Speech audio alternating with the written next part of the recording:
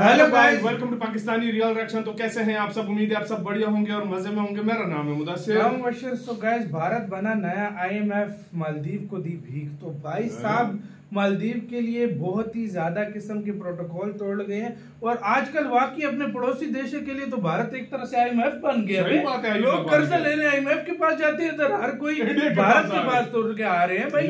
तो भाई कितना कर्जा दिया, पहले ये सारा कुछ जानेंगे, बाकी बातें करेंगे बाद में। साइड नॉलेज का वीडियो है तो स्टार्ट। दोस्तों, मालदीव के राष्ट्रपति मोहम्मद माइजू एक बड़े डेलीगेशन के साथ कल दिल्ली पहुंच चुके हैं। भारतीय प्रधानमंत्री नरेंद्र मोदी से मीटिंग से पहले ही मालदीव की तरफ से बड़ी रिक्वेस्ट भारत से की गई और भारत मालदीव के लिए IMF वाली भूमिका निभाते हुए दिखाई दे सकता है। मालदीव में इस समय हालात इतने ज्यादा खराब है कि जिन देशों से मालदीव ने कर्ज ले रखा है उनकी इंस्टॉलमेंट भी उन देशों को मालदीव नहीं कर पा रहा।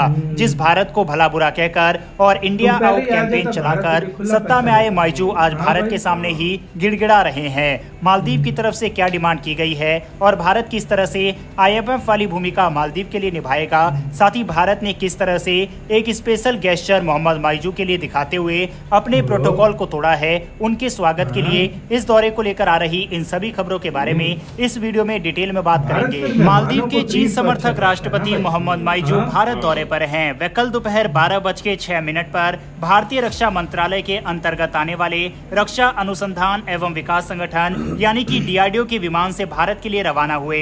उनकी इस यात्रा में भारतीय रक्षा मंत्रालय के विमान के इस्तेमाल को लेकर सवाल उठने लगे, क्योंकि ये वही माइजू हैं जिन्होंने राष्ट्रपति बनते ही भारत से गिफ्ट में मिले डॉर्नियर विमान ALH हेलीकॉप्टर की उड़ान को रोक दिया था और मालदीव के आम लोगों की मेडिकल इमरजेंसी में सहायता करने वाले लगभग 125 भारतीय सैनिकों को भी वापस भेज दिया था। मालदीव एक छोटा देश है, ये सिर्फ पर्यटन से होने वाली कमाई पर ही निर्भर है। ऐसे में मालदीव की हालत ऐसी नहीं है कि वह प्रेसिडेंशियल एयर फ्लीट का इंतजाम कर पाए और उसके मेंटेनेंस का खर्च संभाले। दुनिया के चुनिंदा देशों के पास ही समर्पित प्रेसिडेंशियल विमानों का बेड़ा है, जिसका इस्तेमाल प्रधानमंत्री राष्ट्रपति के उड़ानों के दौरान किया जाता है। भारत ने भी चंद वर्षों पहले ही बोइंग से विमान खरीद अपना प्रेसिडेंशियल एयर फ्लीट तैयार किया था। ऐसे में अधिकतर देशों के राष्ट्रीय अध्यक्ष अपने देश की वायुसेना या फिर सरकारी एयरलाइंस के विमानों का इस्तेमाल करते हैं। ऐसे में मोहम्मद माइजू जब किसी देश का दौरा करते हैं तो अपनी कमर्शियल फ्लाइट से ही ट्रेवल करते हैं, लेकिन यहाँ पर भारत ने अपने DRDO के विमान को मालदीव के राष्ट्रपति को लाने के लिए भेजा, जिसकी चर्चा पूरे विश्व में हो रही है। मालदीव के राष्ट्रपति मोहम्मद माइजू के साथ उनकी पत्नी साजिदा मोहम्मद, कुछ मंत्री, राष्ट्रपति कार्यालय के अधिकारी, सत्तारूढ़ पार्टी के सदस्य और पत्रकार भी इसमें मौजूद रहे। ये सभी लोग 4 दिवसीय भारत दौरे पर आए हैं और थर्सडे को वापस लौट जाएंगे। इसमें मालदीव के राष्ट्रपति के अलावा मालदीव के विदेश मंत्री, पर्यटन मंत्री, रक्षा मंत्री, गृह मंत्री, finance minister, health minister, road and transport minister यानी कि मोहम्मद माइजू इस दौरे में अपनी पूरी मिनिस्ट्री को साथ में लेकर आए हैं। मोहम्मद माइजू को पता है कि अगर उन्हें भारत से वित्तीय सहायता नहीं मिली तो पर्यटकों का स्वर्ग कहे जाने वाले मालदीव को आर्थिक तबाही की ओर जाने से रोका नहीं जा सकता। मालदीव के जानकार और वेस्टर्न ऑस्ट्रेलिया यूनिवर्सिटी में लेक्चर अजीम जहीर ने BBC से बताया कि ये यात्रा इस बात का एहसास कराती है कि मालदीव भारत पर कितना ज्यादा निर्भर है, जिसे कोई भी दूसरा देश आसानी से पूरा नहीं कर पाएगा। आपको बता दें कि मालदीव के तेवर अचानक से इसलिए बदले हुए हैं क्योंकि मालदीव को चीन से धोखा मिला है। दरअसल मालदीव के राष्ट्रपति मोहम्मद माइजू ने पूरी दुनिया में ढिंडोरा पीटा कि 5 साल के लिए कर्ज भुगतान न करने के लिए चीन मान गया है, यानी कि चीन से जो भी कर्ज ले रखा है वह 5 साल तक चीन नहीं मांगेगा और उसके बाद उसकी इंस्टॉलमेंट वगैरह मालदीव को देनी पड़ेगी। लेकिन चीन की तरफ से ऐसा कुछ भी नहीं कहा गया और कोई भी वित्तीय सहायता मालदीव को नहीं दी गई। इसके बाद से ही मालदीव के राष्ट्रपति की ओर से भारत से संबंधों को सुधारने की कोशिश की गई। पहले फरवरी में जिन 2 मंत्रियों ने प्रधानमंत्री नरेंद्र मोदी के खिलाफ गलत टिप्पणी की थी उनको पार्टी से निकाल दिया गया था और अब आधिकारिक भारतीय दौरे पर मालदीव के राष्ट्रपति आए हैं। इस समय मालदीव डिफॉल्ट कर सकता है और IMF की तरफ से भी उसको कोई मदद नहीं मिल रही। पिछले ही महीने भारत की तरफ से $50 मिलियन की मदद मालदीव को दी गई थी। इसके अलावा भारत का जो कर्ज चुकाना है मालदीव को, भारत ने उसकी टाइमलाइन को भी आगे पुश किया है। लेकिन इस समय मालदीव की स्थिति बेहद ज्यादा खराब होती जा रही है और उसे चीन के पैसे चुकाने हैं और यही कारण है कि IMF के बाद अब मालदीव भारत की शरण में है और भारत से उम्मीद कर रहा है। अभी कुछ देर पहले ही भारत के प्रधानमंत्री और मालदीव के राष्ट्रपति के बीच में बैठक भी हुई और भारतीय प्रधानमंत्री नरेंद्र मोदी की तरफ से ये कहा गया कि भारत की पॉलिसी हमेशा नेबर फर्स्ट की रहेगी और हम मालदीव की हर संभव मदद करने के लिए तैयार हैं। इससे पहले मोहम्मद माइजू और उनकी पत्नी को राष्ट्रपति भवन में ग्रैंड वेलकम भारत की तरफ से दिया गया।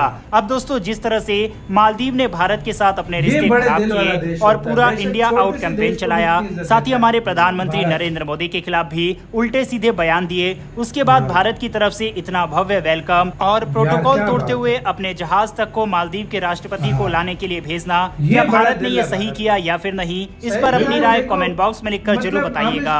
अपनी राय दीजिएगा, लेकिन ये बड़ा दिल दिखाया भारत ने। इसी के साथ यार वैसे मैं एक बात बताऊं, एक मिनट पहले मैं बताता हूँ वो क्यों सही किया है। हमेशा ये नहीं होता कि हर देश बदला ले और उसको नीचे दिखाए।